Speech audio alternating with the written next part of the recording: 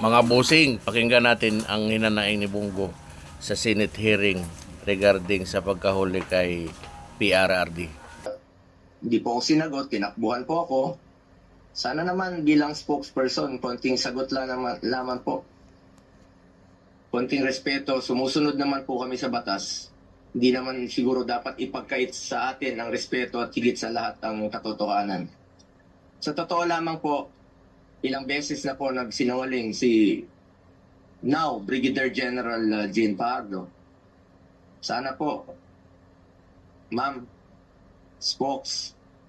bilang spokesperson, totoo lang po ang sabihin mo, alang-alang sa bayan. Your duty is to be loyal to our flag and to our country. Minahal namin kayo ni dating Pangulong Duterte. Sana, konting respeto lamang po. Kung nagawa niyo yan sa akin, magsinungaling, mas nagagawa niyo po yan sa ibang tao. Respeto lamang sana. Gaya ng pagrespeto at pagmamahal namin sa uniform personnel.